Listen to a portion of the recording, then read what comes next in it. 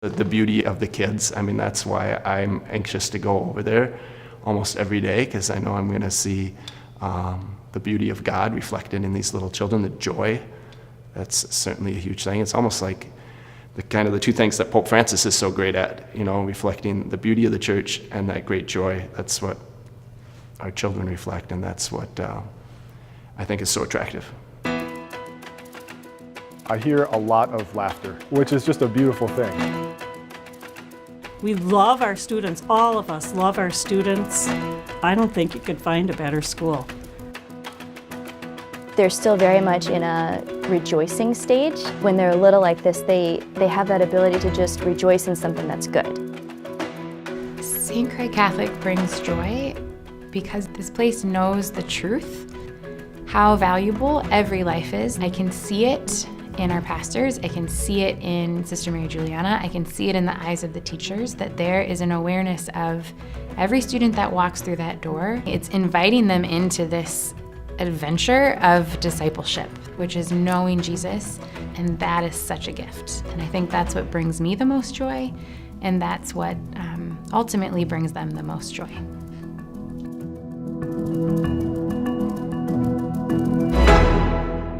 I think St. Croix Catholic is like a really fun place because everyone knows everyone, and it's so enclosed. Well, okay, that sounds creepy, but like you know everyone. And it's like you have a personal connection with everyone at the school, and it's not just like, oh, there's that person I've seen walking. Like at the high school, there's literally like 2,100 people. One thing I was really struck by at a couple different staff meetings, Sister Mary Juliana has encouraged us as teachers, when you're writing your lesson plans, step back for a minute and ask yourself, as you're writing something in that little box, is what I am planning today going to bring those students closer to Christ, and is it going to help them know Him and love Him better? And when that's the focus of what you're teaching and what you're planning, there is nothing but joy. One of the important rules are pray to God. Being nice to people. And I know another one. This one's a good one. It's keep your hands in your feet to yourself. Immediately upon the first day back at in-service, almost every teacher went out of their way to introduce themselves to me, to welcome me, to tell me specifically things they wanted to help me with. Just this great sense of you're not on your own. This isn't any one teacher's job to form these students. This is a team effort. And so there's this great sense of mission, really, a sense of mission here. You have kids coming in with a great range of abilities. So when other teachers give you ideas of what works for them, we get to talk together and maybe bounce ideas off of each other, or we present ideas of what works. Each person says what they do to teach a certain skill. That's very helpful.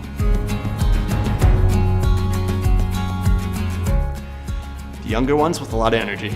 So yeah, you walk into a classroom and they just come at you. Or certainly like the playground, at lunchroom, it just erupts, and some of the workers down there like say, oh, you're like a rock star. So you have to pretend that the camera's not there. No, don't look at it. It's kind of funny because in the seminary, one of my professors said, being a priest in a parish is like being a famous person, except no one wants your autograph. But then going into the school, lo and behold, there are kids who want my autograph. So that was a joyful surprise. I was given the great task of front door duty upon arriving, which sounded really awesome in the fall, and now in wintertime it's a little colder. But I was so blown away. Father Eisen was there most days with me on the front steps, and he knew and was naming every child. Tommy! Hi, James. Hi, Will. Hi, Mary. Hi, Danny. Hi, Mari.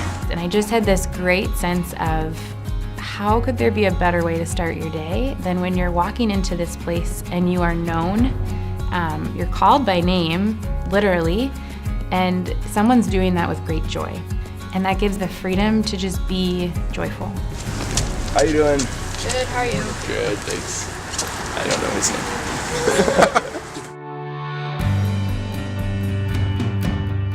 Lena, Catalina, mostly Lucia sometimes. And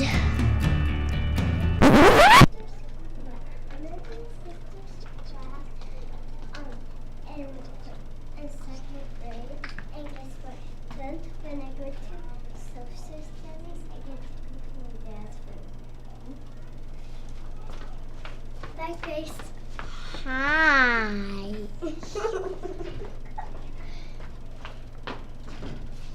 I'll get that door.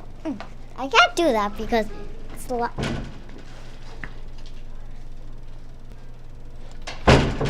Frankie, he and Will.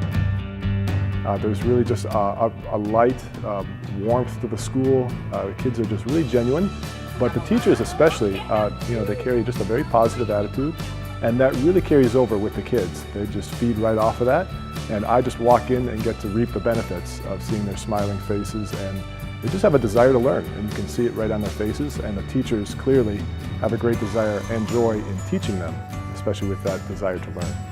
Our teachers are so close, and it's such a loving community, and we love our children and our parents, our families, and we love working here. This is an awesome place to work. I love it here. What is going to make a child most joyful is being given the freedom to just be who they are, who they were created to be.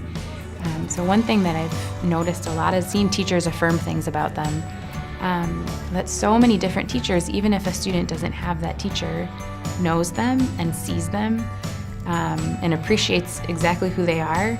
You see students buzzing and joyful and excited to be with one another and excited to be heading to their next class or lunch or just being with each other, which there's a great sense of joy and a freedom to be joyful here.